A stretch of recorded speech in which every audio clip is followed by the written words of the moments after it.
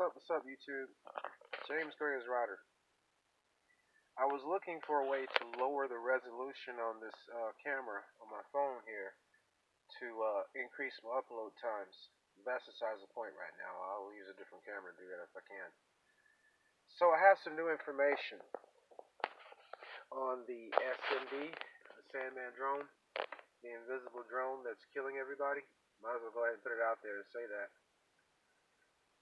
First of all, I have a new receiver that's built and operational.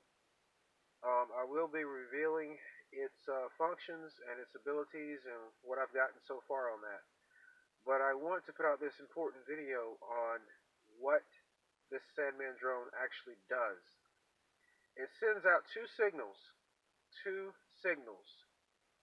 and I got one eye closed right now because this thing has been pestering me for quite a little while here. I'm sitting out in the car watching videos, and it's pretty much got me on lock right now, focused at my eye. So this is what it does. If you see my other video, and if you haven't, watching or here on my channel, where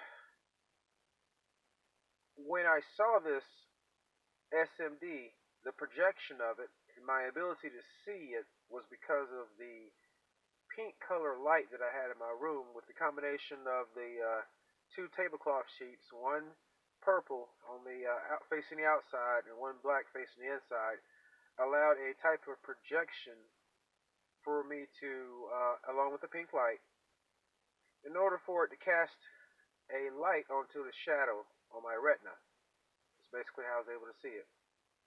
Provided that the pink light was shining pretty much into my eye, meaning my head had to be pretty much straight in order for the light to, to cast into my eye in order for me to see this thing, which is actually operating in the infrared zone. Okay, so it hits you with two signals. Alright, this is a drone that has a visual laser, two lasers. One is in the form of a ring.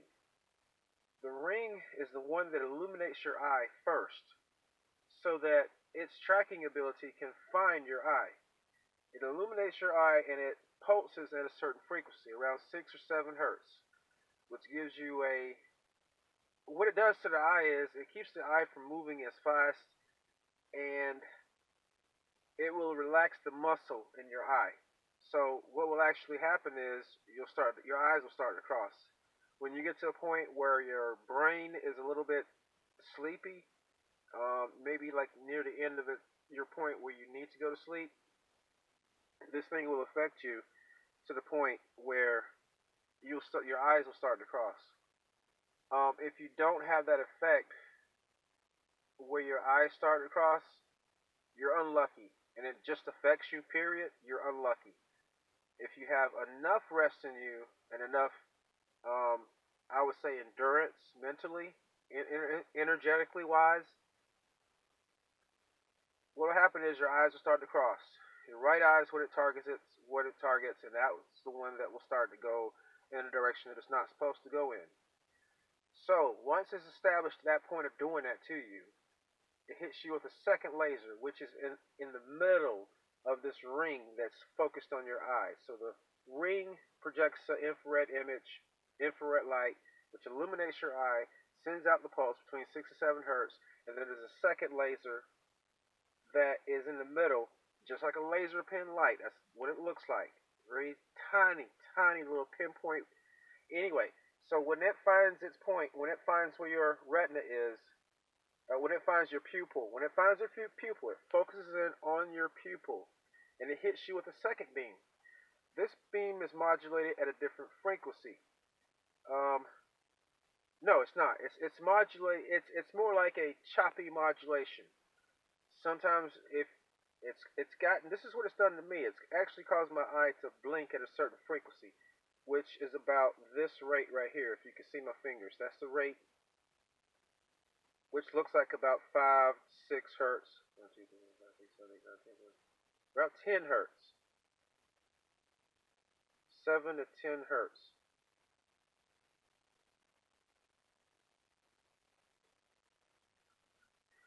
About 7 to 10 hertz is it hits you with this other frequency at your pupil. Those two combined frequencies does something metabolically to your eye. Something physiologically happens, not just to your eye, but to your brain, where it controls you, makes you sleepy, it induces a sleepy effect, and once you're locked into that, this thing, it has killed so many people. When it's got you locked into this, it waits and it identifies the traffic that's around you, puts you in it calculates what's going to happen, who's behind you, who's in front of you, what kind of situation you're going to be in, and down to the second, it will hit you down. It hits you with an intense beam, a more stronger beam. Um, if you're on coffee really, really well, you can still stay awake, but it will still hit you with that intense beam, which will cause your mind to even further slip down into this um, sleepier state, if you will. And if you don't have coffee, what it is, it'll knock you out, put you unconscious for a split second. I've had some times where I was so sleep deprived, say for instance, staying up for 2 days, or even almost into the third day. This is sometime in the past when I didn't drink a lot of coffee. It will actually knock you unconscious for a split second. And say for instance, if you're driving a loud car, you'll actually stop hearing what's around you for that split second that it hits you. And just before it gets to the point where it's got you, it'll let go. It'll stop. And if you're not lucky, and if you're not an unpredictable type of person in your actions, such as I am, then you're going to go that course that it's done sent you, or that it's done manipulated you to go. Meaning, if you're going off the road and you're about to hit that tree that it wants you to hit, you're going to hit it. That's what happens. Now, I'm going to try to make this video as short as possible because I want my upload time to be as fast as possible. I'll add more information. Click to subscribe, hit the bell, everything you need to do to get more updates.